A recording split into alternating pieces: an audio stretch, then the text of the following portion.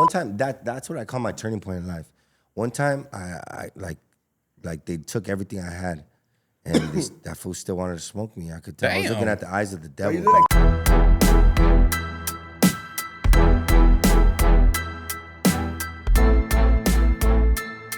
And let's go.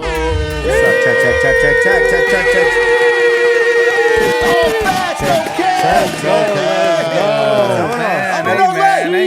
Amen. Yo, I want to say we have a special guest. what's up, baby? What's up, From baby? LA. Really from LA? Northeast LA. Not Not the SUV? No, Not LA. LA, right there. Not the Valley?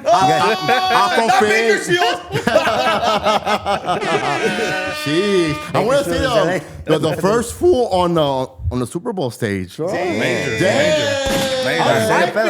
I think so. Hey, no, real shit. I first think fool, I am the yeah. first fool on the Super Bowl halftime show. Hold on, dude. Suck check, homie. Oh, he down. He passing. He a fool then. You that ankle socks, he ain't a fool, dog. Hey, don't play with me. Come on, What's up, man? Thank you guys for having me, man. Vic via Soccer's in the building. Let's go. Man, let's just get to it. Of course, for congratulations for representing us in the big stage. Yeah, man. And for let us know. Okay, let's go from where we started. A little bit where you from, and then how the whole video. Yeah, where you from, homie? Okay, man.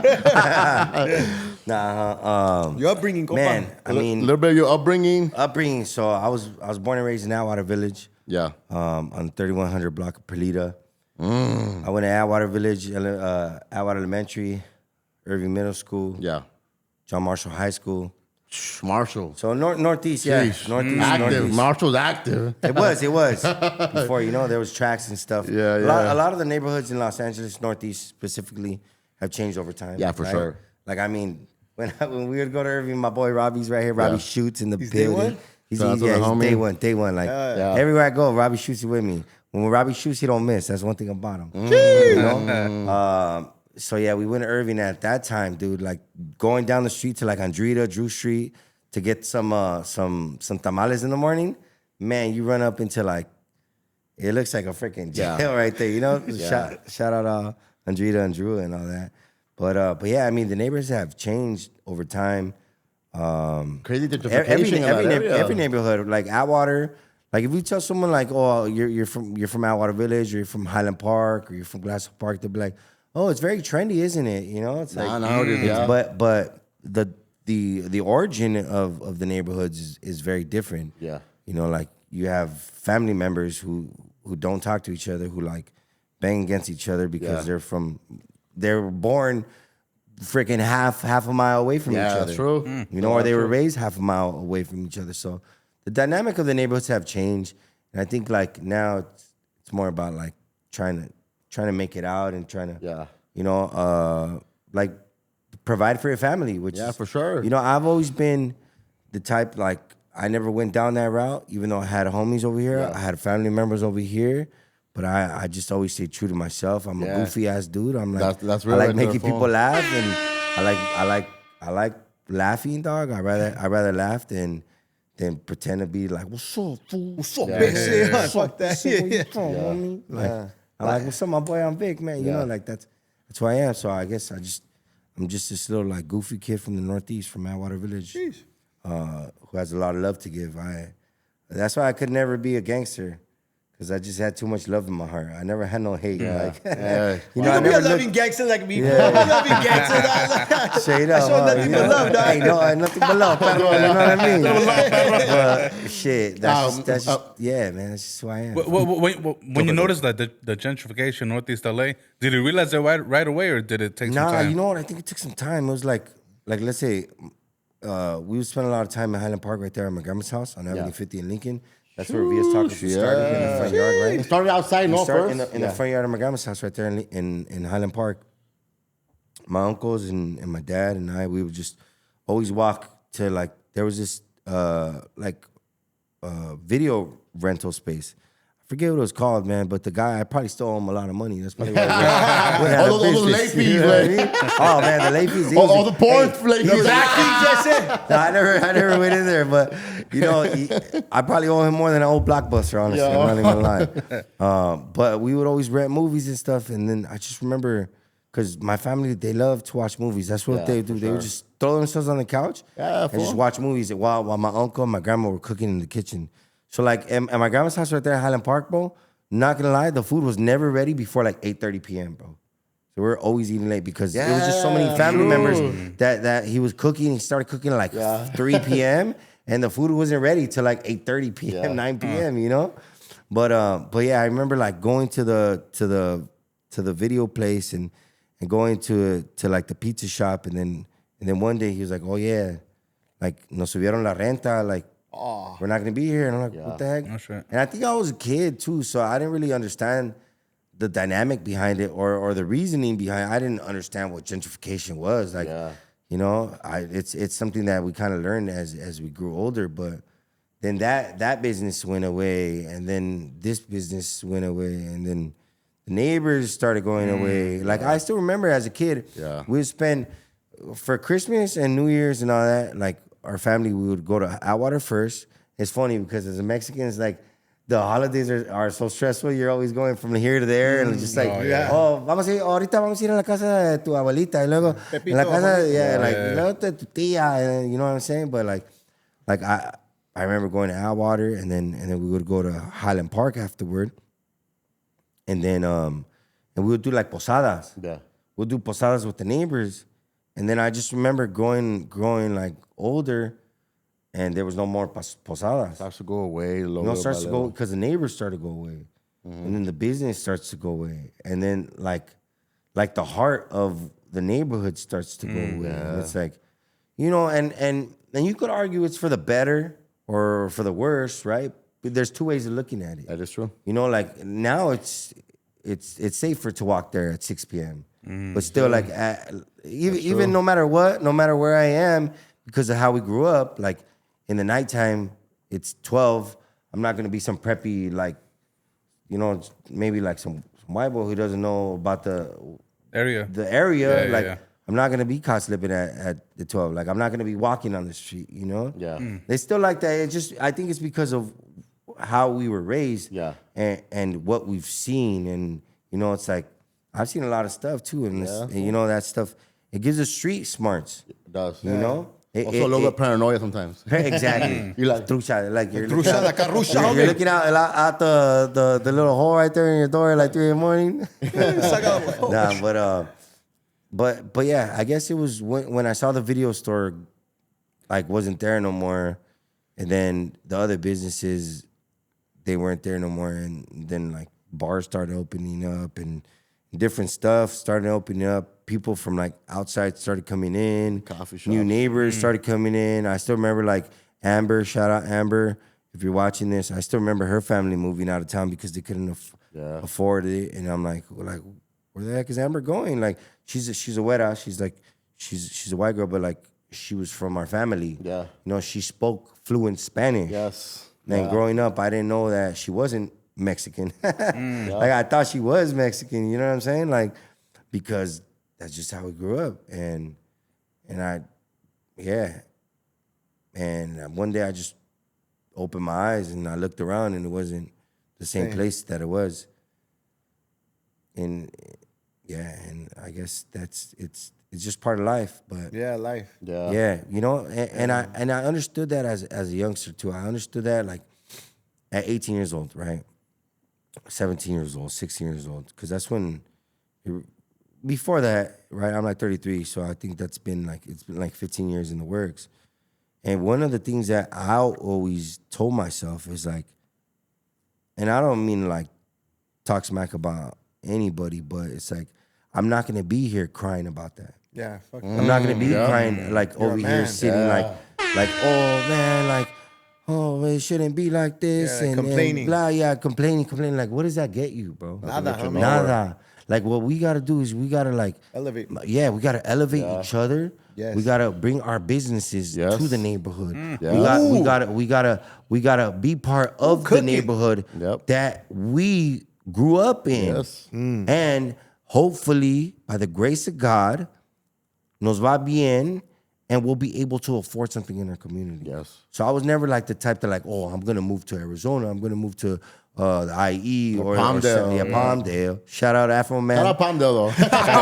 Shout out to Palmdale. Shout You know, out a lot Afro of Man. people do move out of it, you know? Yeah, you know, and It's I get tough. that, but I'm not saying like that's why they moved out. I'm just saying like the people that are like from our community, and they're like, oh, it's not fair. Life's not fair. Life's not fair. Life ain't fair, dog. You know, so it's like the way I put it, and even since I was like a younger like adult, I've always had the same like rhetoric.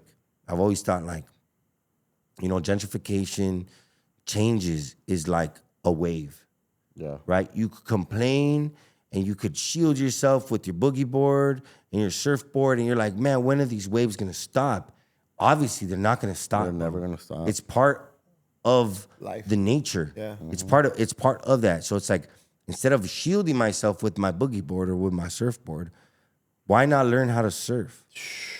So I'm a fucking surfer. I be surfing, dog. Like, you know, so Riding it's like these waves. no, yeah. have So to, it's bro. like Yeah. you could complain all you want about this or that or why life's not fair, but it's just at this point it is what it is. Like, are you gonna be able to stop the wave from coming? Are you gonna like the next wave? You know it's coming. Yep. Yeah, you gotta You know, maneuver. the prices of houses aren't coming down in Atwater Village Oh, or hell Highland no. Park or Cypress Park or Glassell Park, Like a Lincoln million Heights, at least.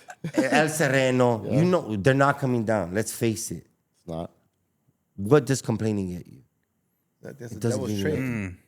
It doesn't give you nothing. So it's like, let's start thinking outside the box. Let's think maybe, all right, how can I elevate myself? How can I elevate my business? How can I compete at this level that will allow me the opportunity to buy property in my community? Yes. And that's just, I realized that at a young age. So I'm like, yo, this ain't gonna come easy. And I don't know how I'm gonna do it, but one thing's for sure, I'm gonna do it because I either do it or I'm gonna do it. Like, that's it. There's no ifs, ands, or buts. I'm gonna do this or I'm gonna do this. Like, that's it. You know what I'm saying? So it's like, That was your only choice. I'm that's gonna do it. the only choice. Yeah. So it's like, when you know you're gonna do something, if you were to tell me right now, I'm gonna fucking do it. I know I'm gonna do it.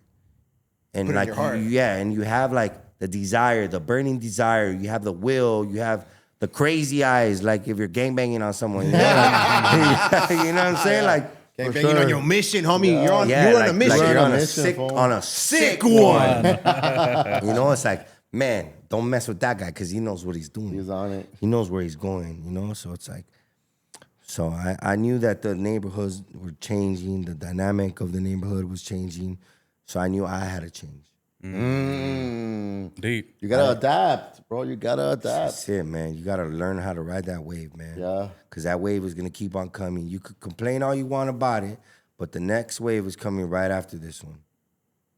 So I've always had that mentality, and I'm like, I think that's the winner's mentality. And you get that from your parents? Sure. You know what? I would say partly, yeah. Partly. Because, you know, my dad came to this country at 18 years old, bro. What part of Mexico? Michoacán.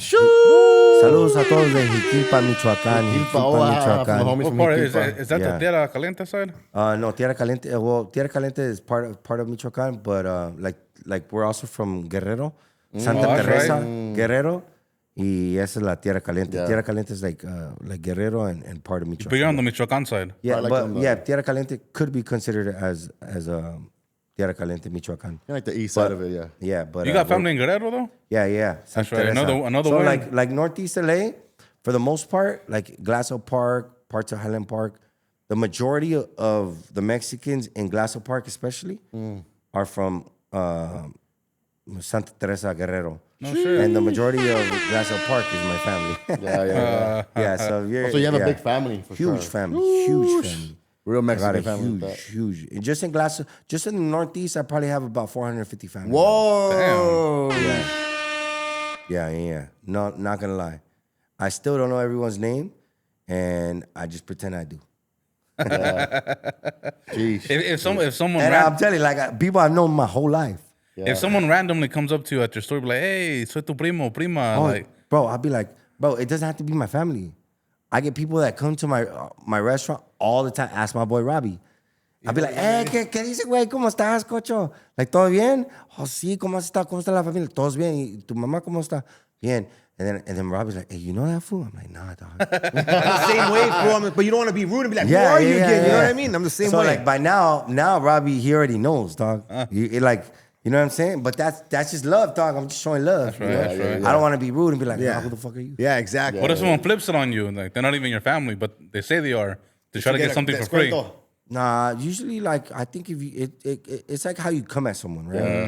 You come at someone like, hey, what's up, my boy? How you been, fool? Like, man, you looking good, dog. Like, I hope everything's well. How's everything?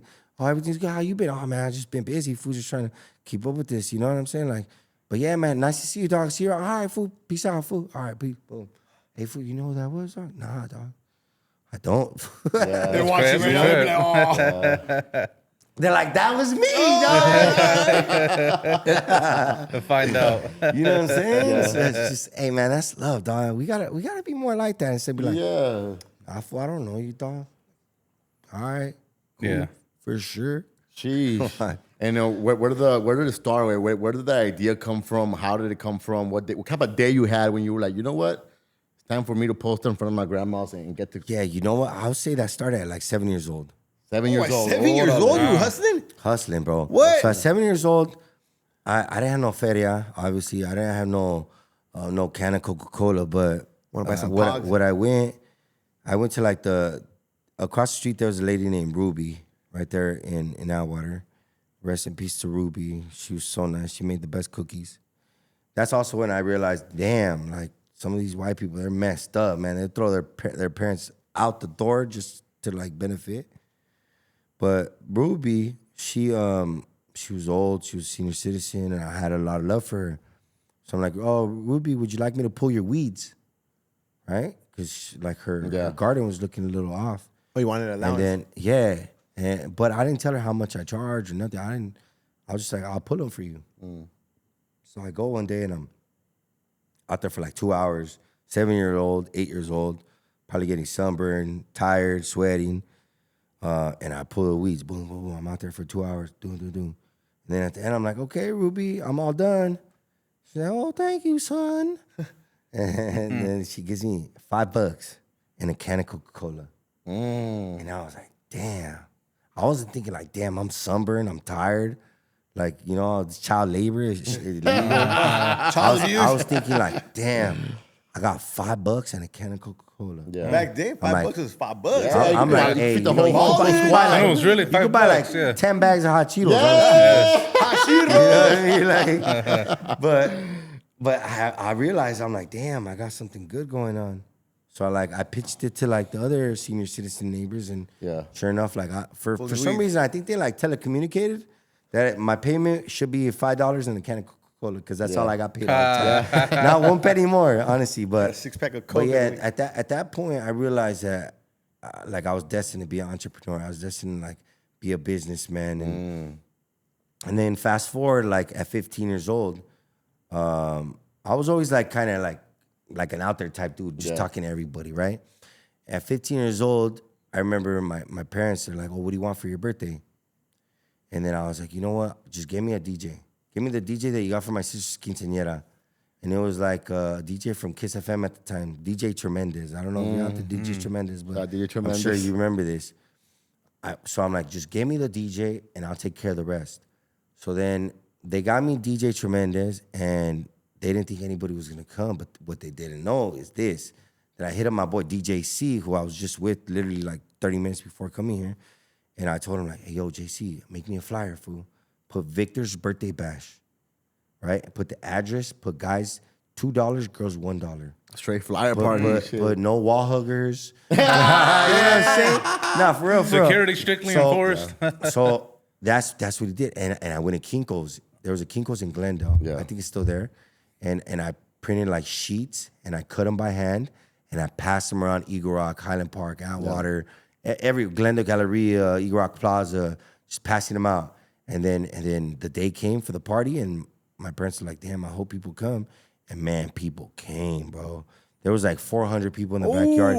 It was a little grave. I'm not gonna lie. Like the Judas came and I ended up getting grounded because I got all like wasted. And the after party was at Denny's on San Fernando and Fletcher, and I couldn't go because I was in trouble. But I was 14 years old. I mean, I don't blame my parents. But that day is like the first day that I pulled the weeds. I knew I had something going on. So in the Northeast, like whoever's from the Northeast watching this, from like 2008 to 2007 to 2012, 13. During those, like that time period, I must have thrown like 200 house parties. Warehouse parties, house parties. Bro, I was 15, 16, 17 years old, hiring security guard, selling punch. Yeah. It was that era punching, too, so, like punching sodas. I'm kidding, dog. I was selling alcohol. I didn't think you guys caught it, so I had to be straight up. Like you guys probably thinking I was selling punch. So I had to be straight up. Making it happen. Yeah. And then I stopped for a little bit because then it got kind of dangerous because after like people started to hate and like they started seeing that I was, doing something for myself and like, making an honest buck, and got jacked a couple times, and I was like, you know what, I'm done with that. So did he get jacked like in your face or behind your back? At gunpoint? Oh yeah, gunpoint. Oh shit. Yeah, gunpoint like 3 times. Damn. Only one time. Damn, no love. I had one time. That's what I call my turning point in life. One time, I like they took everything I had, and that fool still wanted to smoke me. I could tell. I was looking at the eyes of the devil. You look like Cholo or what? Not well. I mean, it was. Nah, it's because our party got raided. So then I still had something that I needed to sell. It comes in a little tank, 20 pounds. Ooh, you know. Yeah, I was gonna bring that up earlier. Drug dealing and everything. Just give me a tank. So it's like a right there. I went to a party in South Central. I shouldn't have even been there.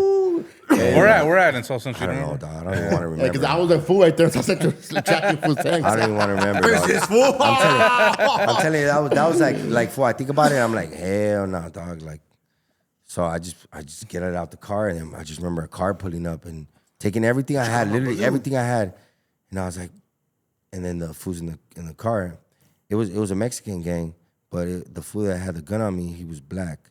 Oh, and then, South Central. And then they were like, hurry up and smoke that fool. Ooh. And I told that fool like, yo, please, I like honestly, the Holy Spirit took over. Yeah, God was with you, dog. Yeah, nah, God is great, man. Jesus Christ is my Lord and Savior. Jesus Christ, dog. I love Jesus Christ, man. Love you, God. Honestly, I really do. Yeah, me too, man, dog. God gave me everything I had. Straight, I love God, man. Me too, Jesus, dog. before anything, just Jesus is my Lord and Savior, bro. He saved me, and He led my steps right here to where I am. He led me right here. Come on, man. Come on now. Also, it's all like, facts. But yeah, no, I begged for my life, and that day I felt like the Holy Spirit took over my body because I knew what to say. Like, and then the fools in the car, hurry up and smoke that fool. This was after they robbed you. They were saying, no, hey, that was the day. That was like the moment. I'm still in the moment. Oh, they were gonna smoke you just to smoke you, Yeah, not even to rob you. They took they took the tank already. They took everything. That's how I knew. Like, I've been jacked before, like at other parties, and then at that party, that I wasn't even in the party, like that was on the corner. Yeah. And then I'm just pleading with him, like, yo, please, bro, just don't do that, like, just, please, bro, like, you already took everything I have, just please, I'm begging you, bro, just don't smoke me, And then the fool in the front, he was probably the one that was like in his ear. He's like, man, hurry up, get in the car, you took too long. And then I heard that, and I just started running, bro. But that was a turning point in my life. Yeah. After that, I stopped throwing parties. Yeah. I stopped throwing parties until like maybe 4 or 5 years later. I linked up again with my boy DJ Major Hype, and then we threw a party in Chinatown. And again, I was like, man, I'm back at it again, Tanks and everything. No, but at that one, it was more like high end. So I'm like, all right, I'm not going to do these house parties. I'm going to get a venue. Yeah. And I'm gonna hire security, I'm gonna hire a bartender, and have like armed security. It was more like organized. More official, yeah. But I realized, I'm like, yo, like, and then my wife, my girlfriend, and then my wife now, we had our firstborn daughter. And I'm like, I don't want to be doing this forever. And I've always worked in restaurants. Yeah. So I was like, I didn't think my first restaurant, I always knew I was going to open a restaurant, but I didn't think the first restaurant was going to be a taqueria.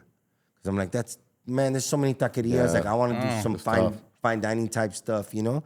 What were you, like a server when you work in restaurants? Yeah, so I worked as a server in like restaurants, and then the last restaurant that I worked at before I like quit, it was at a fine dining restaurant. Okay. First, I worked as an expediter, so like you're running the kitchen. So you're like, all right, chef, I need 13 oxtail gnocchis. I need order in 3 medium rare, 12 ounce. So you read out the receipts? Yeah, but you have to understand the flow of the kitchen. So you have to understand how hulano or hulana works, and then you got to know that. You got to know how long it takes to fire the pasta. You got to let them know. Order in the ribeye medium rare or medium well. That's what I eat in my restaurant. So and it's like, bro, you're on, bro. Restaurant on. Like you're running the kitchen's running because of you.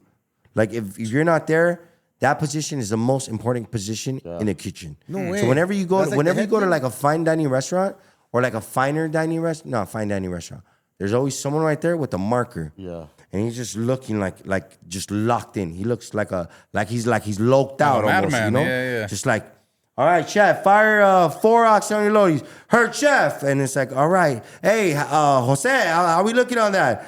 Yeah, coming in, chef. All right, hurry up. Let's go. I need that. Like, just running that. So I learned that, and I'm like, man, I could do this. I could run any kitchen.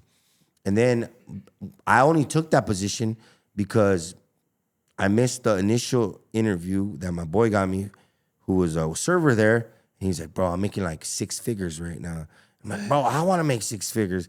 He's like, well, you fucking missed the first. He didn't say it like that, but he like, I don't know what to tell you, bro. I already got you the first interview. You didn't come, and I didn't. It's a long story, but I'm like, you know what? I just want to work for this restaurant. Bring me on as whatever position, and that's when I learned Expo. Why that restaurant? Because it was just booming. Nah, because my boy told me he makes 6 figures. I'm like, no, I'm trying to make 6 figures, bro. I watched the bear, for sure. And I'm like, at the other restaurant, I was a way better server than he was. Oh shit! But it was different levels. Like now, you're like. Now, instead of just being like, oh, hey, guys, how you doing? Welcome to CBK. Like, I'm Victor. I'll be your server. It's like now you have to use like more extravagant words. Like, oh, yes, I recommend this because it's savory.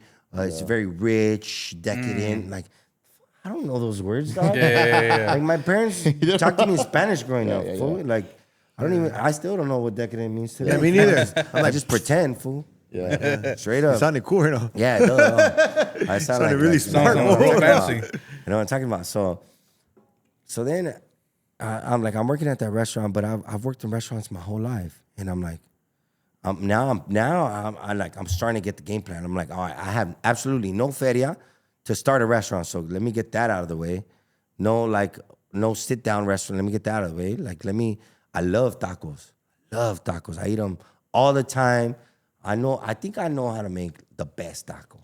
Let me pick the brain of my chefs. Let me tell them like what they think of, and I'm just like over there. Like at the time, we had a really beautiful Santa Maria mesquite grill. Those are the ones that like you push down, right? Like, yeah. You know, but it has a big wheel, and you're like moving the wheel. And so I'm just like, hey, chef, like. This is what I'm doing, and every day, I'm just like talking more and more about picking their brains. Yeah. I'm like, hey, and I'm gonna do a blue corn tortilla. Like, chef, have you tried a blue corn tortilla? Nah, you haven't. I'm like, I haven't either, fool. Like, you know, and for real. What made you think of how? Like, well, I also went to school for business too, so I'm like, competitive advantage. Yeah, right. That's a word that stuck out to me. Competitive advantage. Like, what's your competitive advantage, right? We're over here talking about foods. I posted like a sick food. Yeah. You know, but I'm like, all right, I haven't tried a blue corn tortilla, and at the time that was like my main. That's what started it. And then after I'm like, okay, the mesquite grilled meat. Now it wasn't even because of that. It would be like before that. It was like, and because like, all right, and then the way that we used to grill the meats on special occasions, like when you go to the park, you grill it on the grill, boom, it's mesquite, carbon, right? Yeah. Boom, I'm gonna do it like that.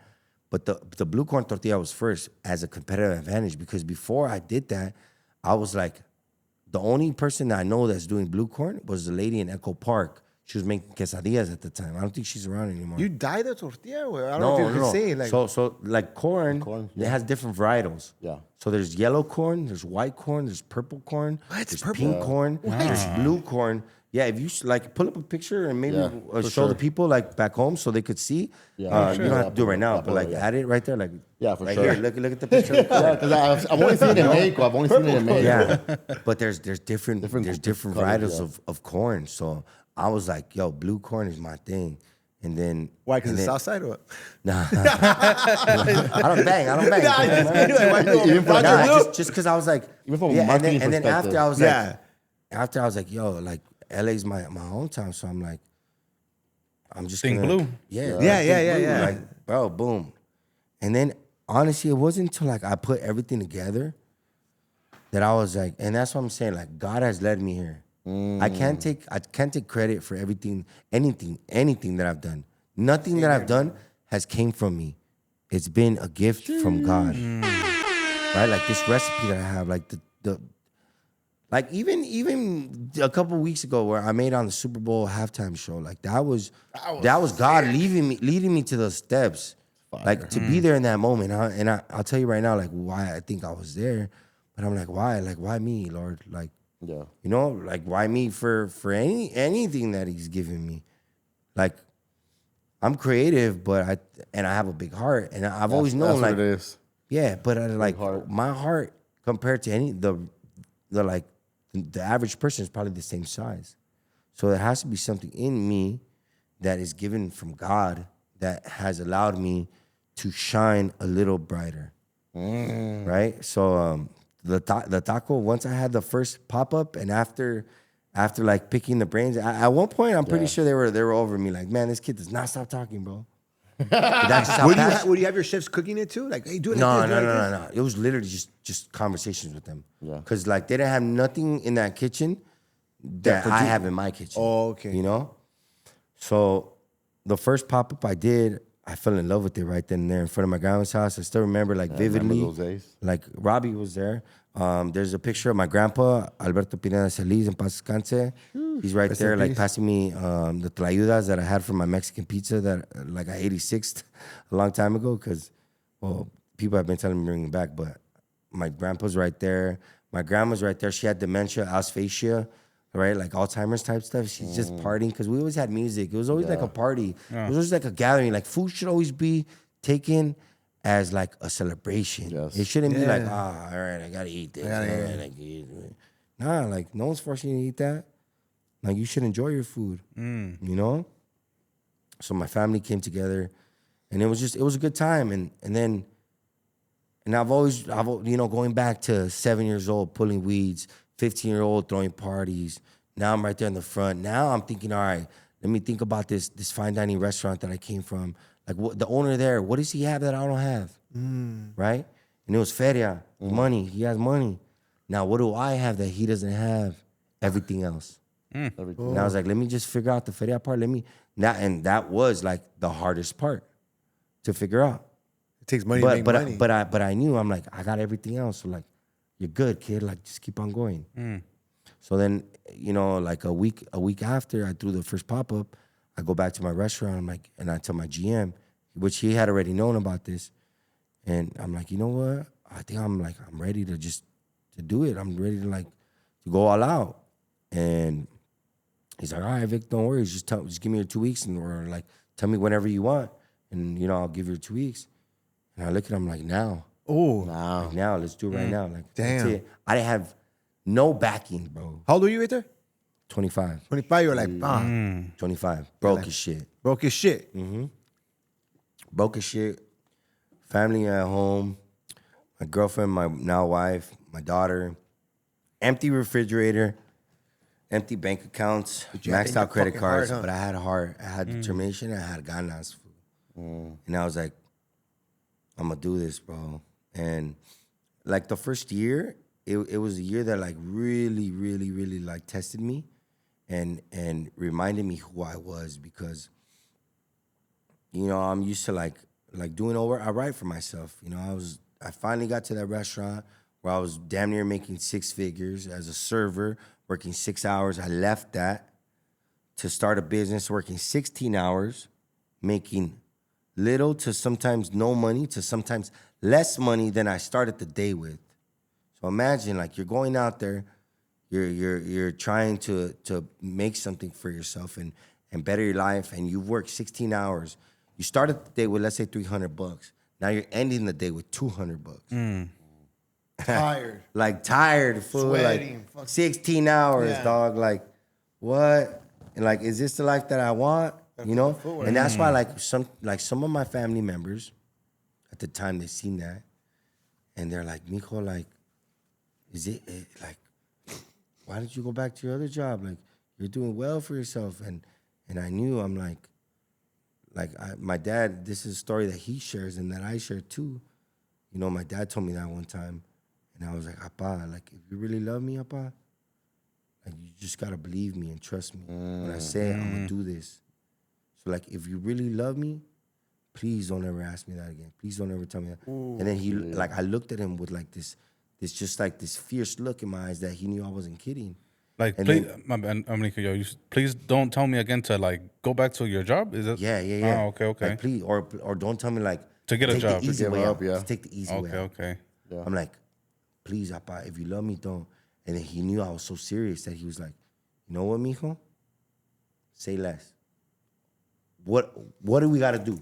Let's do it. You know? I remember one time arriving home at the crib and just like, right, like I was probably like shedding a couple tears on the way up to the stairs on the second floor. We lived on the second floor apartment at the time. Like wiping the tears off before I get inside my crib and just like, you know, like my wife sit there just, oh, how's work? And I'm like, oh, work was good. Like, oh, yeah, how'd it go? Oh, yeah, it was good. Like, yeah, good. Oh, all right, good. So, okay, like, can we go shopping? I'm like, oh, you know, to like the market. I'm like, oh, yeah. Like, and I remember there was a Christmas coming up. She's like, babe, like, I don't want to put more pressure on you. Like, but, you know, like, because our daughter, she had just turned 1, you know, it's like our first kid. She was like, oh, do we have any feria? Do we have any money for like any gifts? If not, it's okay. Like, don't worry. I'm like, what? Like, what you mean? Like, because we're at the mall, you know, just window shopping. And then I'm like, what you mean? Like, yeah, what, you crazy? And I go to the ATM, dog, and I'm not gonna lie, fool, I got my debit card. My bank account was already maxed out, fool. And I put my card in there, dog. Like, I didn't want, you know, you want to see your balance? No, heck no. I don't need that negativity around me. and then I just, like, my bank account, like, I pulled out $500 and he charged me, like, the overdraft for it, right? I go back to my lady and I'm like, here you go, mija. Like, go crazy, you know? But inside I was dying. I was broken inside. And then my wife finally realized, like, that I was, like, putting on this front, fool. And I remember her just like, she's like, babe, like if anybody can do it, if anybody has what it takes to like make this shit happen, babe, it's you. Like, keep on going. You got this shit. Great Imagine woman. Like a great man has a great woman by his side. Great woman. Because like a weak woman, and guys out there, like if you have a woman telling you like, you ain't worth shit, like, you know, you don't need that. But like my wife at the time, my girlfriend at the time, she was like, you got this. Like, keep on going. Don't give up. Like, you're almost there, babe. You're almost there. And that's, I mean, bro, when you're broken, when you're broke, when you're maxed out credit cards, your refrigerator, you open it and there's not even water in there, bro. Like, you know what I mean? Like, and you're like, your partner's right there, like, don't trip. Like, don't trip. Just keep on going. You got this. Like, you got this. Like, that's what you need, dog. Yeah. Because when the bank is empty, obviously, like, that's being gone. But like when your gas tank is empty, fool, and like what fills it up is pure like love and like you know, just esfuerzo and support, fool. Like, and now you're like, man, let's go. What's cracking? Like, let's get it. You know, that's a different story. And that's what I needed. But I've always been like a very like I believed in myself, you know. But maybe for that second, she saw that I was starting to break down on me, you know. And she was like, babe, if anybody could do it, it's you. So like, don't give up. Planted that seed right there. That shit still hits me, dog. Like, it hit me right now. I'm telling you, in all facts, man. It's like I could look back at that shit. And I'm like, fuck. Because she could have broke you. Man, you fucking broke. They would have broke him. Yeah. But she pushed him. Man, she's great. Pushing the whip. That's what I'm saying. God has blessed me in this life, and blessed with the right woman. Like, man, why me, man? But shoot, man, it's not over. It's not over. It's just begun. But that ignited a fire in you. Yeah, dude. Yeah, I mean that fire was lit. That's why I think she obviously like she saw something in me, and she's like, yo, I like him, and we were inseparable since. She saw that I was a little different. And I would say I'm a little different too. But like when I needed those words, like those words stick, bro. Like those words hit gotcha when you need them, fool. And when you're like right there, just about to give up and on your last breath, fool. And she said, like, if anybody could do this, it's you, babe. I'm like, what? Like, like when you rise up, like you ever seen like a good example of this is like you seen that fight with Tyson Fury? Yeah. When he got knocked down, Nacho, like the Undertaker. And he gets up. Yeah, the Undertaker. Like that. Like you don't want to mess with that. Yeah. Like it was like that. And he got up on the 10th second. Oh yeah, 10. Yeah. No, and I think he won that fight. Right? Yeah, he won. He won that fight. Yeah, he won that fight. So that's how you describe your little thing right there. Yeah. And I made it to the Super Bowl. Man. Yeah, dog. Yeah, but the Super Bowl, I think, like you hijacked the Super Bowl. Jumping to the Super Bowl. Hold on, before we get into the Super Bowl, right? Yeah. How long after that talk you had with your lady did you start seeing some progression in your business? Turning point, huh? 3 months. You went viral in the street first. I remember that you were going viral on the street. Every year has just been like more and more, dog. More and more. I thought the Super Bowl was only viral shit. What was your first viral thing? 2019, 18. Yeah. Right before COVID? In the street, you're selling tacos. How'd you go viral? Talk about that. I don't know, dog. I just go. I give him my all food. Like I'm just having fun, like making food.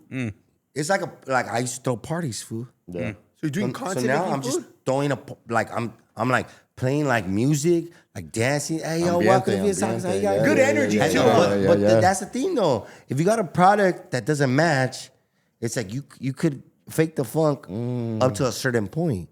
But now let's say you provide the great service and the product is exceptional. Now they're like, they tell their friends and they tell their friends, and now you become that's the winning recipe. Boom. And that's why like every year since 2018, we've been on a steady up climb. Yep. So like even before the Super Bowl, like gracias a Dios, dog, we're doing well. Yeah. Real well. And now, like after the Super Bowl, we're doing that's crazy, even better. Like I already had so right now we have 3 restaurants. We have 3 more in the works. Sure. I already had those. Yeah. I already had, and we got some other stuff that I haven't even announced yet. And you got a barbershop. And you got a barbershop. Yeah, so like that was like in the works already before the Super Bowl. Yeah. So like the Super Bowl only like highlighted who we were. Yeah. And like the line's been there. The line's been there for every time. Like let's say this. On a post that I posted yesterday, I'm like the first 10 pictures are from of lines that I took with people. I'm very like welcoming and I like taking advantage of the moment and remembering the moment. Yeah. So if you go to our restaurants, you'll see a bunch of pictures of lines, and me in the front just like saying what's up. So yesterday I posted something. It's like the first 10 pictures are from before the Super Bowl. The last 10 pictures are from after the Super Bowl, and the lines are just as long. Yeah, they are. They're just as long. So it's like, how long is your wait right now? Amplified. No, we work fast. Yeah, 20, 30 minutes at the most. Like, what's the best time to go? Like the best time to go is probably like 3, 4 p.m. or like 7 p.m. Yep. But honestly, it's part of the experience when you're there. Like, just like el ambiente, you know? Yeah, and your workers, from what I see, they love working there. Oh, yeah. They're like, energy consistent. That's just the environment that we bring. You know? The thing you built, though, the energy that you give them, you put yourself in the same level as them. That's what I noticed. Every time I pull up, you're talking to everybody. I'm dressed. I didn't like put on an outfit like a costume. And in the show, you were making tacos today. Oh, yeah, food in both restaurants. So first I started in Highland Park, and then I went right here to downtown LA, Grand Central Market. Hey, legendary Central Market. And then I came right here right after. Like, literally, I've been on, like, minute by minute, like, schedule today. So I didn't really have time to take it off. And Appreciate you know what? Like, I don't got a sweater on. It's a little cold outside. I'm just leave it on. Yeah. Yeah, man. It's just... One thing I like about tacos, I don't know if anybody else does this, but apart from the blue tortilla, like the cottage cheese, that tripped me out. I seen the cottage cheese, I'm like, what? The It's like, cotija. What's it? cotija. It looks like cottage cheese, right? the cotija. So let me explain the Break it down. The layers. The Explain. layers. Yeah, so you Layers got on layers. a handmade blue corn tortilla, which I think that's like, personally, I don't think you could say you have the best tacos if you don't have a tortilla hecho a mano on the spot. Facts. On the spot. And there's different categories, right? So like as a taquero, I know the shortcuts. There's like what is that? There, I just went blank right now. There's nixtamal. Nixtamal. Right? Nixtamal is actual corn. It derives from corn. You put a water, cal, and then you boil it for a couple hours, and then lo pones en el molino. You knead it, and then it turns into masa. Yeah. And then you have maseca. Maseca is just like it could be there for damn near years. The instant stuff, right? And it's like cornstarch and corn, and you put water in there. You can knead it and make it into masa. But you smell one, you smell the other. You can smell the difference. It's like something fresh and something phony. It's like, let's say this. It's like using fresh squeezed lime juice, or like the lime juice that they put with the chicharrones. You know? The one you It's like that. It's like that's how I would explain it. For sure. We use nixtamal, right? It's like organic blue corn. So I think a great taco starts with a great tortilla. Yes. It's a healthy tortilla. Yeah. Yes. And then that's process. So then the cheese too. Like we I was like, you know what? I'm not here to try to be something that I'm not. I'm not here to try to be a taco estilo Tijuana, Sonora.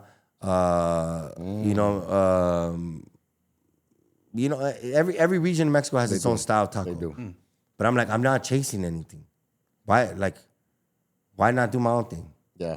Who says I can't? Right? Because that doesn't go there. That doesn't go. Who the fuck says who? Right? Because like the way I put my taco is like me. Like unlike my dad, he was born in Michoacan. I was born in Los Angeles. Right? So my blood is Mexican. I am Mexican, but I was born in Los Angeles. Why can't my taco be a representation of me?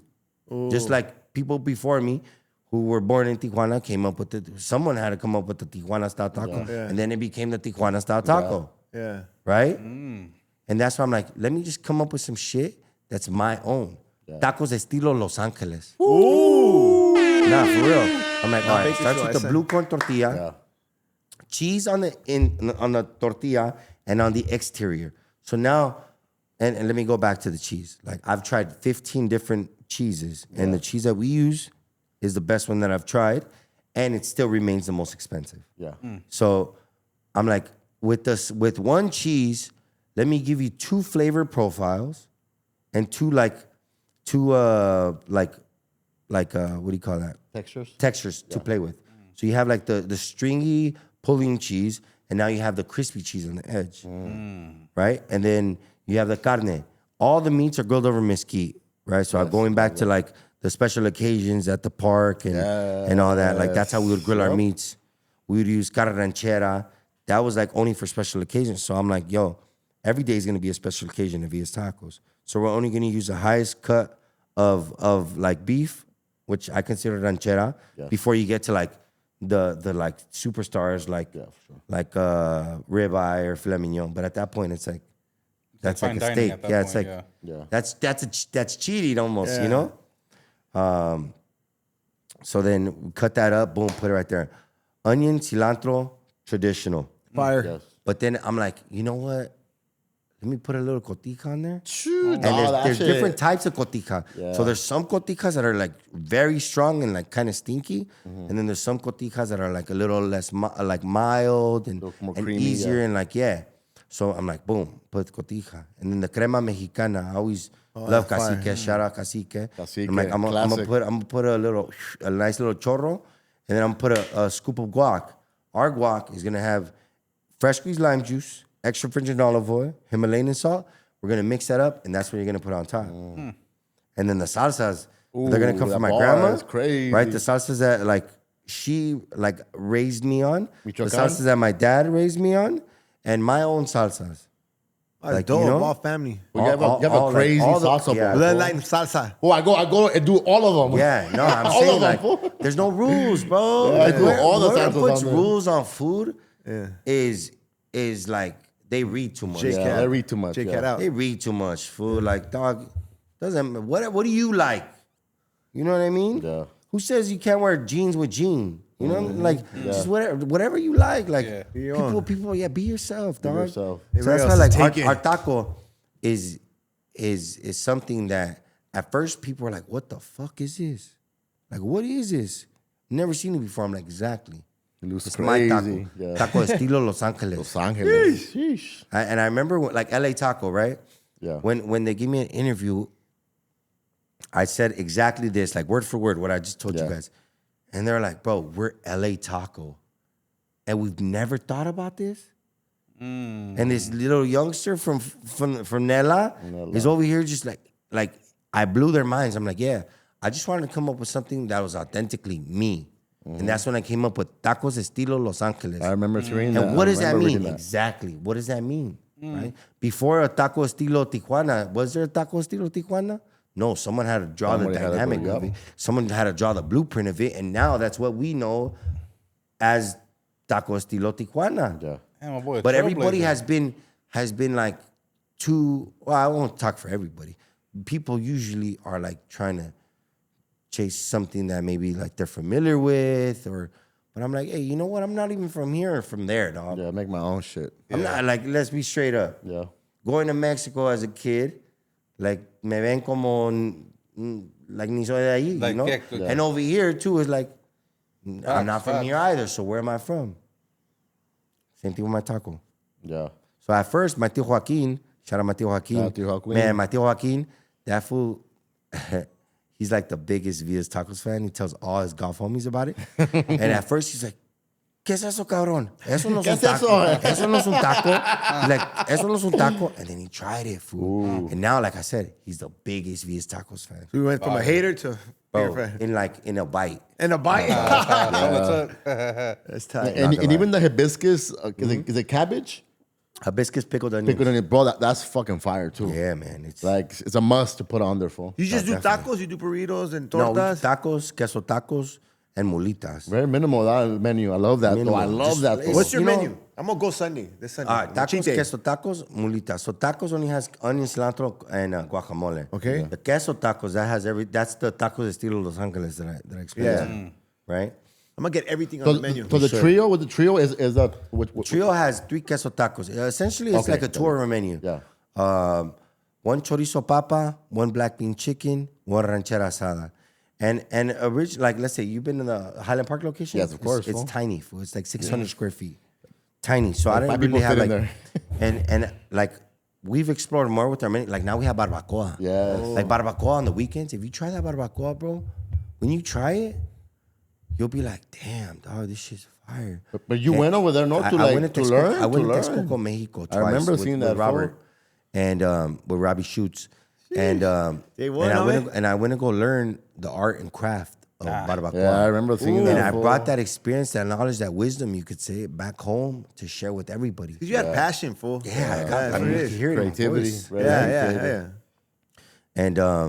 And just the barbacoa, honestly, that we have, like, not only like did I want to learn it to the T, but I'm like, give me the measurements for your horno, which they call it horno over there. So pozo, just a little lesson right here. Pozo sits completely underground. Horno sits underground and like above ground. So my pits, they're 3 feet underground. No, 2 feet underground, 3 feet above ground. And it's made with over 20,000 red bricks. I remember you building that shit too, so, dog. and I'm telling you, we use pencas and maguey and we wood. Yeah. We let time and smoke do its thing over the course of 12 hours. Ooh. By the time the lamb comes out of the hole, man, it falls off the bone. And this is the thing, it's farm to table. So, like, people don't really, like, How you not fat, Like, bro? man, I work. That fool be moving. I work a lot. Fool be moving. A bit of torta right there. They be moving in there. I'm like, the line goes. The line is long, but they go back fast. Serio pedo, we drive up to a farm, like 2 hours away, on Thursday. Ooh. And without giving you guys too many details, like the lamb is walking on Thursday. On Friday, it's in the pit. Later, on Saturday, it's on your plate. Farm to table. So go on Saturday then. Best day to go. Go on Saturday. Best day to go. I'm going Saturday. Go Saturday. Go vlog. I'm gonna go. No, How much honestly, you buy everything on the menu? If I buy one thing of everything in the Probably menu, like $50. Yeah. oh, it's not bad. Not bad. Oh Yeah. shit! And For that's the why I people. think we got for the people. For the people. That's why. All right, like Michelin. You guys know what Michelin Yes, is? you guys are- So we've been on the Michelin Guide 3 years in a row. Yes, But we fire. also were awarded a Michelin Bib Gourmand 3 years in a row. So Bib Gourmand states like you have like premium quality food at a not premium price. So like when I said you can buy everything on the menu for like $50, you can't do that at like any real like Michelin like starred food except maybe for like 1 or 2 in the whole list. So it's like a Bib Gourmand is an award for places like myself that like you could get extremely high quality food at a fraction of the price. And the reason like there's always haters out there. Oh, taco should be $1. Oh, go fucking make a taco for $1. Not even chips are $1. Do you see these tacos? You see this? And you know what's sad? It's sad. It's usually our like. Of course. It's our people. Crowd The biggest hater on a Mexican is another Mexican. Yeah, You subscribe to 100%. that? You know, so it's like 100%. So yeah, it is what it is. But like, I could raise my price 25 cents, even maybe more, but I choose not to. I'm like, let me make a little bit off each taco, but let me sell a lot. Yeah. And that's been my mentality since the beginning. I don't want to like be too expensive where like just the everyday Jose's or anybody can't come. Yeah. In fact, like if you come to our restaurant, bro, and this goes to everybody watching, like if you were like me, talking about how my refrigerator is empty and like not knowing how you're gonna feed your kids, if you guys ever find yourself in that position, 100 times out of 100 times, you guys come to Via's Tacos, we'll feed you, bro. Sheesh. We'll feed you. We're for the people, man. For the people. We're for the people. Cause I am the people. Yeah. And I was there. Yeah, that's why you're blessed, Not too homie. long. And your line loves you. I could see that all the time. Every time I show up, they're always like, they're proud to be there. Yeah. People are proud to stand online and wait for their turn. And even though they're giving us Jamaica, when I went last time, they were giving us Jamaica. I'm like, hey, I love that, bro. Like, yeah. Sick, yeah. Give me Hey, some. yeah, fool. and even like one of your family members, Nando, like a few years ago, he gave us like gift cards, fool. Like, también he ended up bringing Shia once because the homie brought him there. So even though like that, it's been a beautiful journey to see you, fool, and always get to see you there though. That's the thing. Yeah, you're always there. It's like I love it, dog. I love being there. I love being part of this journey. Your community, I love growing, and your community there. I'm not always gonna be able to be at at that restaurant. As we continue to grow, I'm not gonna move to the next one. But my goal is to have a piece of me in every worker that we have. Yes. In every tortillera, in every, expo, in every order taker, just a piece of me in everybody. And I think if I can do that, then I'm successful in what I've tried to accomplish. Not only that, if a piece of me resides in our customers that come, just like they realize like, man, this kid's so nice to me, he doesn't even know me. Yeah. Right? Or like someone watching right now, like, yeah, like I don't know why I'm so tough. Like why? Like I don't have to be like my older cousin Junior or like my other cousin. You know what I'm saying? Like I could be myself. I don't have to be Anthony. I don't have to be, like a gangbanger. Why can't I just be me? Yeah. Like, and that's why can't I love more and hate less? Yeah. So it's like my goal ultimately is not to like be the most successful entrepreneur in the world. Although like if that's what God wants for me, then hey, so be it. My goal is to like make the world a better place. Sure. And I say that like make the world a better place one taco at a time. But it's not the actual taco that's gonna make the world a better place. It's the love that I put into that taco and that I give you when you come into my restaurant, that's gonna make the world a better place. The taco is just what brought you there. You know, the taco is the actual product. The love is everything behind it. So that's my main goal. And I think the consistency too. The consistency is always. You talk to everybody when you see them, or like. Oh, I talk to everybody. Everybody. Everybody. Hey, what's up, bro? Say, what's up? Hey, how you guys doing, man? Welcome to Via's Tacos. How you guys doing? How you doing? How you doing? You shake everybody's hand. Damn. Well, a prayer. You be praying for the people. Oh, you pray too? All of that. Every day. Every day. Even bad before days service, and everything. Like you're fucking. Every day before service in every restaurant, whether I'm there or not, we give thanks first for like what we're grateful for. We start off with like gratitude. I'm grateful for like all your workers or the food community. All facts. You know? Yeah. And like I'm grateful for the customers outside. Grateful for, you know, God for God blessing us with another day of life and this and that. And then, you know, we just, all right, everybody, and we ask, you know, God to bless the food and bless everybody who comes in today. And all right, everybody. Via's Tacos on 3, Via's Tacos on 3, 1, 2, 3, Via's Tacos. And then I go outside. How's everybody doing today? Like, all right, first and foremost, I want to thank you guys for being here. I want to welcome you to Via's Tacos. Any first timers in line, then they'll raise their hand, like, oh, me. It's like a whole show. That's like when you open or when you show up? Open. When I open. So you pull up every day when you open or like? Yeah. So, but it could even be like, let's say 7 p.m. I get there for like the midnight or for like the PM shift. And then I'll see everybody, and we have a long line. I'll do it again. Okay. All right, welcome everybody. How you guys doing today? Any first timers? Oh, so it's like it's building that connection, building that rapport with people, and that's why I think like your customers, like, if you get treat them people, like family, and that's why it's Via's Tacos is like a family. It's like we're a set, fool. And even the line represents LA. You got Raza, the black community, the white community, the Asians, everybody's there. Why? Because love brings everybody together. Yes. Bro. Yeah. Like we can't be like, oh, tacos are only for Mexicans. Right? Like, oh, you're like, oh, he's a sellout because he has all types of people in his line. Like, bro, I have all types of people in my line because I welcome all types of people. Who says that? Well, you got haters? The keyboard warriors. Bro, of course. In anything. Like, I'm pretty sure you guys have. Yeah, for sure. Yeah, of course. Yeah, we got fans. Like, we call them fans. Yeah, it's just something that comes with the territory. Mad you fans. Just gotta like, you know, it comes with this, so just ignore them, dog. Yeah. You need hate. Get you paid. Let's get to it, fool. Bad Bunny calls you. Hey, homie, pull up. Well, how did that go down? Man, so. Your heart dropped. Nah. So my boy Copeland Cash, Spirit Casting, I went to college with him. He got the call. He's like, yo, I just got called from the NFL. They want me to do the biggest casting of my life. This guy casts, like all the music videos that you've seen online, he casts them all. Commercials, casts all. But I'm not like some good guy. Like I'm busy doing my own thing. I'm not looking for casting, right? But I've known that he's always done it. But they get him for that, and then they're like, hey, we want Via's Tacos. Get Via's Tacos. Oh, they asked for your... Yeah. And then he was like, you want Via's Tacos? All right, say less. They didn't know that, like, he's my boy. So he calls me, he's like, yo, Vic, I just got hit up for the biggest casting in my life. I'm like, damn, this must be big, because this guy's... Yeah, I'm like, all right, what's up? Talk to me. He's like, I can't tell you. You have to sign this NDA.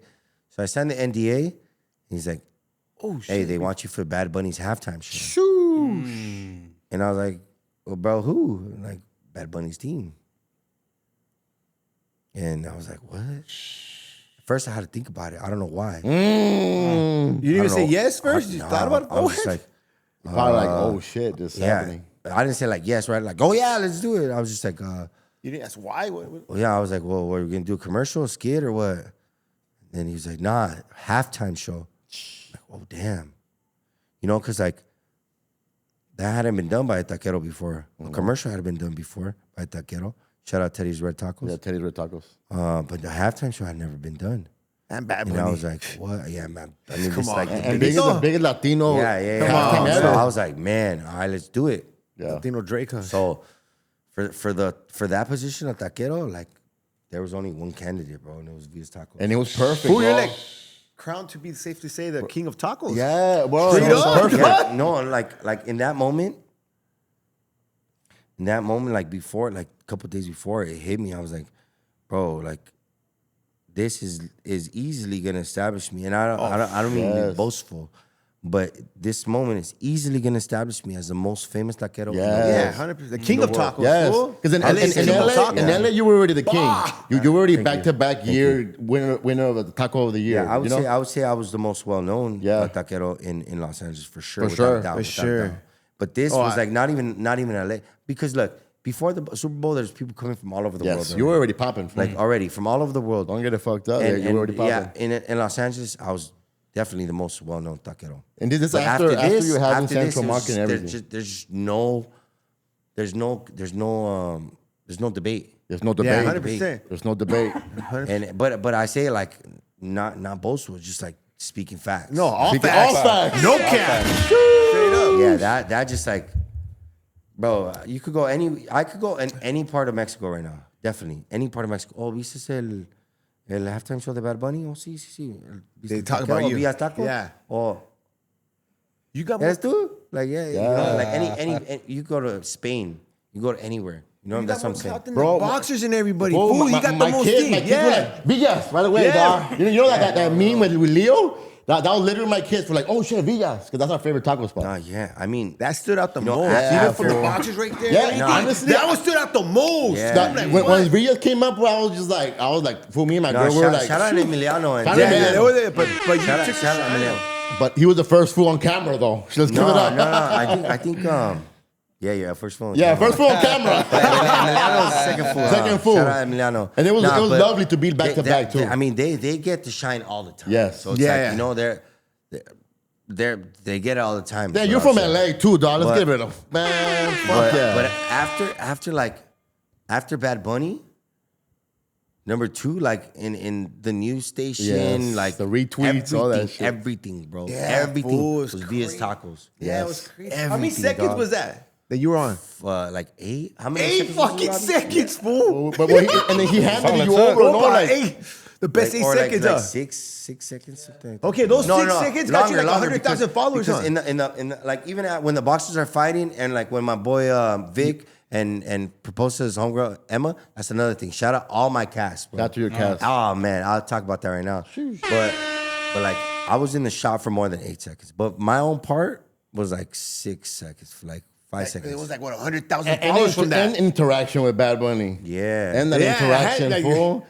Man, And the shit thing was was lovely. like a lot of people they're like, like, was that big? That's sick, I dog. thought that brain like, oh, it's the owner right there. I couldn't tell nobody. But like now, I mean, bro, just these past 2 weeks, I did like 70 Yes, seen that. interviews.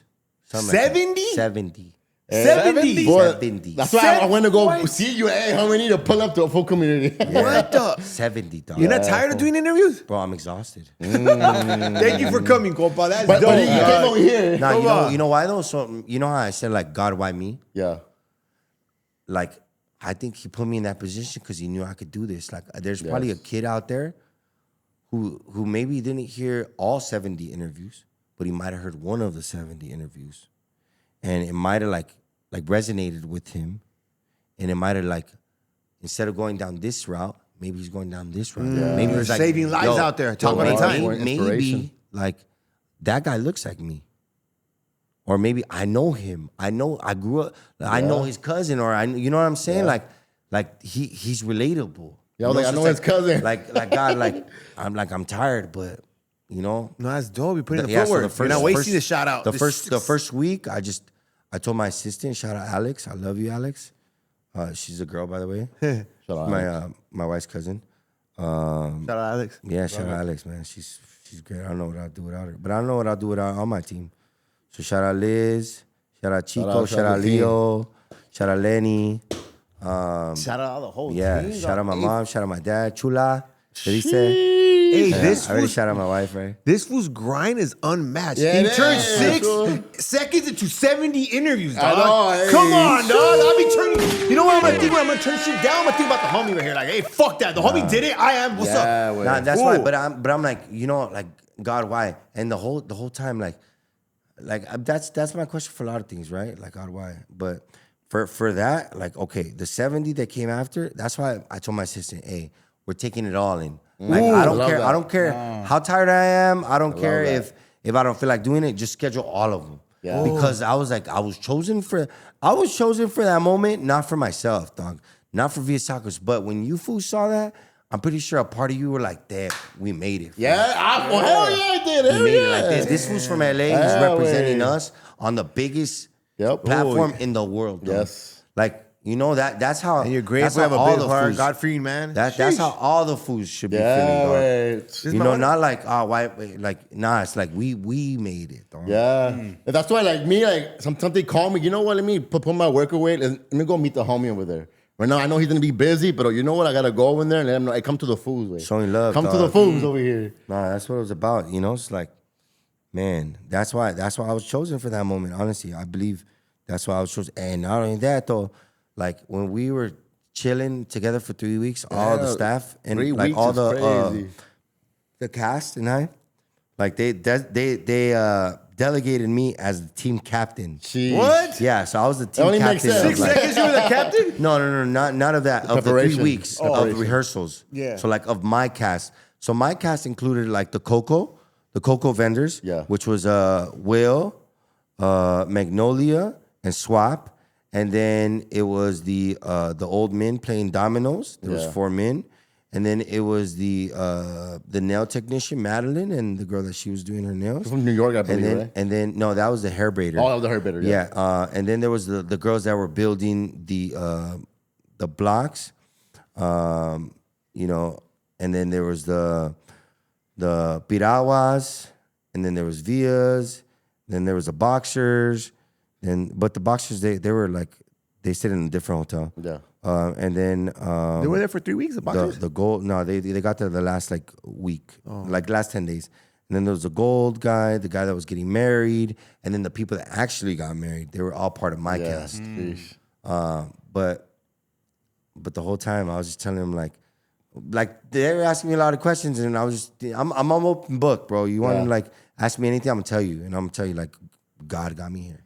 Yeah. You know, so like the whole 3 weeks I was preaching my testimony and like how God has worked. You're like a in my pastor life. right there. And I'm sure you fed him right there. No, you the I Trendy was, tacos? I was, Oh, that's yeah. fire. Hell I yeah. think that's why For they 3 they weeks? made- they made- Feed me that shit. No. he did it? I wasn't cooking out there, but you know, I feel like that's not the last time I meet Benito. That's probably like the first time I met him, you know? Yeah. But yeah, man, it was a blessing and best, like some of the best times of my life.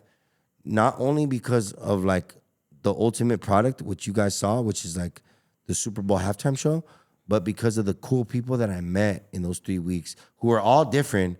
Like most of these people have like gold grills on, they got like face tats, and just everybody looks different. You know, everybody has their own like what makes them so special. Yeah. But ultimately, like, bro, everybody had mad love, dog, and that was cool to see. Like starting off as strangers. In the beginning, I didn't want to be there. I was like, man, I can't wait for this to be over. And then we turned to like friends. I'm like, you know what? I could get used to this. Yeah. And then towards the end, we were like family, bro. And I'm like, even when we were saying goodbye, everybody was like kind of shedding tears and shit. Yeah, Even though like, that's a journey. you know, most of us are from LA. Like it was sad. Like it was because it was like it's coming to an end. Yeah. You know, and that was the day before. And the day of that Sunday, that's when we had the last party at my boy Ginger's room. Shout out Ginger. And shout out Ginger. What's up, Ginger? That was the last hurrah, and I was like, all right, back to work. And then the next day, I caught the first flight back home to LA. And that's when I haven't stopped. So like I'm exhausted from like not resting, but eventually like in a maybe. Are you going to like, stay little another 4 vacation years? later on, you know? Or are you going to take them all in? Oh no, I'm not taking all of them in no more. the first 2 weeks, the first week for sure. I told her, don't say no to anybody. Like if we could pencil in 5-10 minute interview here, do it. Second week, I was like, all right, we're gonna be a little more strategic. Like I'm burnt out, but like it's still my duty to do this. Now I'm like, nah, like I did what I had to do. You did what you had to do. I kept my promise Yes. to like myself, which was like this wasn't your moment, this was our moment. Our moment. So like whoever wants to know about it, it's my duty to share with them. because it wasn't only my moment, it was our moment. So it's like the city's moment, the city wants me, I'm here. Because the community put you out there. They put you up there before Super Bowl. He was doing the radio stations, fool. Even before that, fool was already in Central Market. He already had his barbershop. Already had his second location in Highland Park. He was already part of the. He was already the king of the community. A mí me gusta decir que yo soy el hijo del pueblo. El pueblo. So the pueblo calls, I'm like, el hijo va a contestar. Yeah. That's what I did. Sheesh. As comparator, another business owner, Raza, what would you tell them for like, what were you advising? I was just soaking up everything. I'm soaking up everything. That's all I'm asking. Honestly, it's just, I own a restaurant too. Oh, nice. Senor Sushi, it's a sushi restaurant. But my overhead's crazy, my shit. Yeah. So taqueria is like a lot easier, huh? Because you're like, what did your chefs get paid? Like, if you don't mind me. I mean, it's just last week, our payroll was like 6 figures, bro. Yes. So it's up there too then. Yeah, it's crazy. It's crazy. Like right now in Grand Central Market, we had like 15 people working right now. And I love that you're there too. It's so historic because a lot of the Raza was getting, priced out of there. Yeah. I love that you ended up going there. I'm like, oh shit, it's only right. You know what I mean? Yeah. No, I mean, bro, we're where God wanted us. I mean, I would just say like first it starts with like passion. Yeah. Passion, yeah. Right? Passion is what gets you through day to day. Because if you don't have passion for it, maybe look elsewhere. But like you gotta want it. You gotta be hungry. You gotta be the first one up, last one to go to sleep. Especially like during the first years, like people are gonna look at you. Like if they're tired, they're gonna look at you. You can't look tired, because then they're gonna be like, oh, by example. Yeah, I'm exhausted, bro, crazy exhausted, but I'm still right there, like. Let's fucking go. The energy and everything. And then everybody's like, it's like that movie. What's it called? Leonardo DiCaprio. Like Wolf of Wall Street. Without the perico. Without the perico. Don't get it. If you had to do it over again, bro, like if you had to do the whole process, what would you do different? Oh, yeah. Nothing, straight bro. up. Nothing? Nothing. Everything was meant to be. What about your mistakes when you first opened? Mistakes? Made you? No, man. I mean, obviously I probably did make mistakes, but at like in the moment right now, I can't think of any that maybe it was just like that 1 second that I was like, oh man, I don't know if this is for me, but like everything was a lesson. Like everything had to happen the way it did in order for it to happen. Like I had to push my grill 3 blocks every day to get to the ultimate spot. I had to start with my Subaru, load up stuff from my apartment, all stuff my Subaru, unload it at the space we were selling, go to my grandma's house, pick up the stuff from there, take it to the spot, go back to my grandma's house, pick up more stuff, take it back, go back to my grandma's house walking, pick up the grill, walk it back over here, boom, start service. And then at the end of service, do that all again. And then the next day, do that all again. It's like me. If you give me a shovel right now, I'm going to dig the deepest hole. Yeah. But I don't have a shovel no more. I have 3 bulldozers, and I'll still dig the deepest hole. That's what you're skinny for, that movement. Take away my bulldozers, bro, and I'll still dig the fucking deepest hole you'll ever see in your life with these bare hands and that shovel right there. So even though I got the bulldozers right now, you take away my bulldozers, you give me that shovel, I'll dig the deepest hole you've ever seen in your life. Do you drink? No, I try not to. That's cool. Oh, so you keep your sober life? That's dope. Try to stay level-headed. That was my downfall. Yeah, no.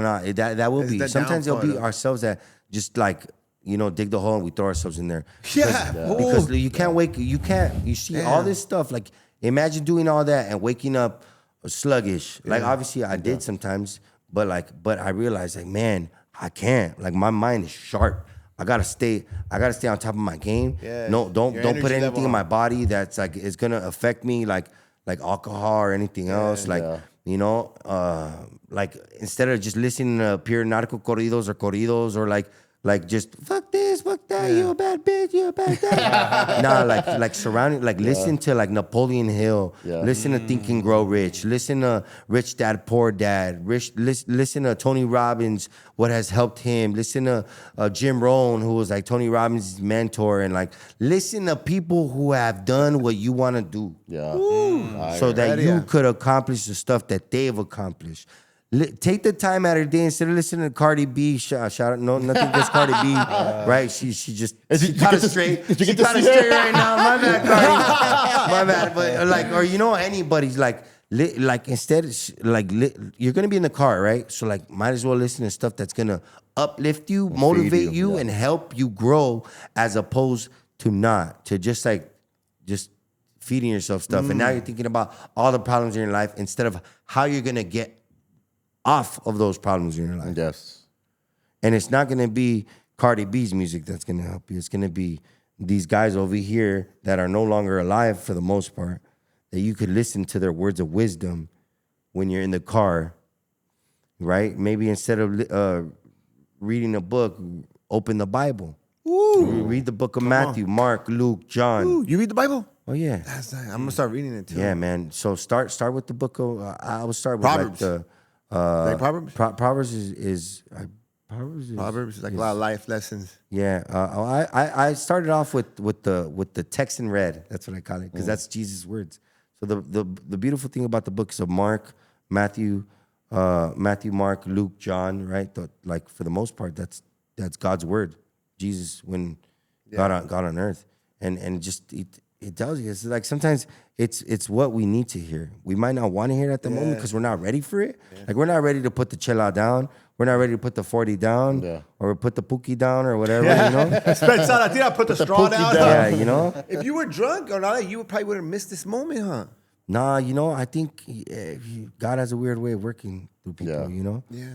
So, but I mean, I'm not gonna lie. I've had my trials and tribulations, I've gotten like hammered and just gone through the motion. I'm like, what am I doing, But it's not until like you really push yourself past your limits. Your limits that anybody could pound it. Anybody could just go out every day. Yeah, anybody could waste their time and stuff. But it's when you choose not to do that. When you choose to pick up a book instead, choose to all right, instead of going out to the party, I'm gonna go out to the gym. Instead of going to sleep late, I'm gonna go to sleep a little early, wake up earlier, go to the gym at 6 a.m, and then you feel like an absolute beast at 7 a.m, dog. Oh, yes. So that's like, do that hard. That stuff's hard. Yeah. Drinking that bottle isn't hard. Mm-hmm. Easy shit, that's easy, dog. Anybody could do that. Do the shit that's gonna challenge yourself.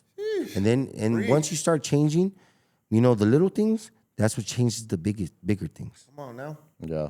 In my restaurant, when I look for like staff members, I look for the little things. I'm like, well, why is this bell dirty, right? Or why isn't your towel folded? Or why did you put the bags like that? Why aren't the tickets all in a straight line? Because I look at the little things, because that leads to the bigger things. Right? Yeah, that's true.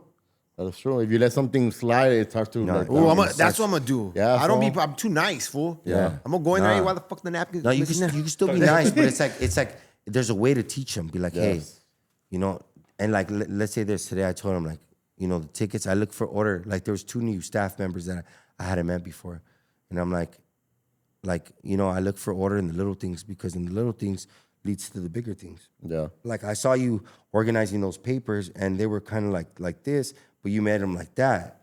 You would agree that that looks better than that, right? Same thing with this towel. It's just sitting there and it's like in a ball. But if you fold it nicely, even if you're not using it, or even if you're using it, it looks better, right? Look at this stack of the forks and the napkins. You see how there's only 3 in there? If they were to be full, it looks better. Yeah, it looks better. Right? It looks better. And I see that both of you guys are filling up sauces. If he's filling up sauces, then you could take some time and do that.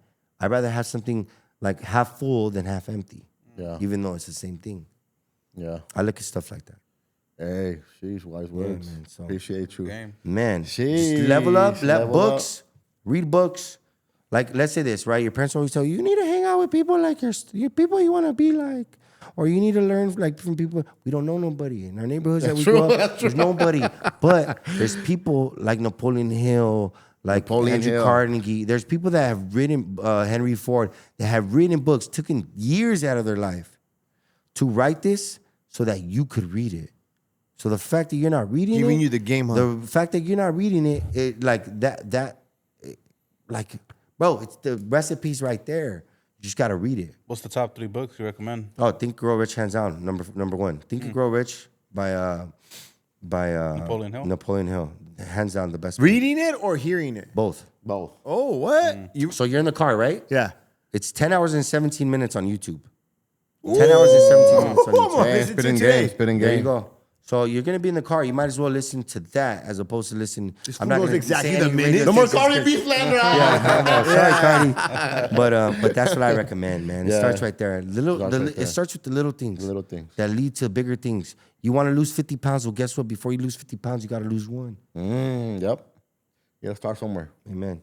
Hey, starts today, man. Yeah. Thank you guys for having me. Appreciate you, bro. All right, man. All right, man. Lord, I just want to thank you for leading my steps here, leading me to the food community, Compa Raider, and all the carnales right here. I just want to pray for their future and pray for the future of everybody listening, all the listeners, not only today, Lord, but all the ones that came before, all the ones that come now, and all the ones that come after, Lord. I pray that your will be done in my life and your will be done in the life of Compa Raider and all the homies right here and all the homies listening, Lord. I pray for salvation. I pray for just guidance, and I pray for love. I pray that you open my eyes, you open our eyes to see the things that we might have been missing, open our ears so that we could hear the things that maybe we might have missed, Lord. And I just pray that you open our hearts so that we could feel your love more and we could share that love with everyone that we come in contact with, Lord. I pray for the future of this food community and the future of their lives. I pray for Compa Raider's business, that it may prosper and grow and reach new heights, Lord, and all his staff. And I pray for all of our family. I pray for all the health of everyone in this building and everybody listening, Lord. I thank you, Jesus, for everything that you've done for me. I thank you for all the things you do for me, and I thank you for all the things that you will do for me, Lord. I pray that your will be done in my life and our lives, not our will, but your will, Lord. I pray this in Jesus' mighty name. Amen. Amen. Beautiful. Amen. That was a beautiful prayer.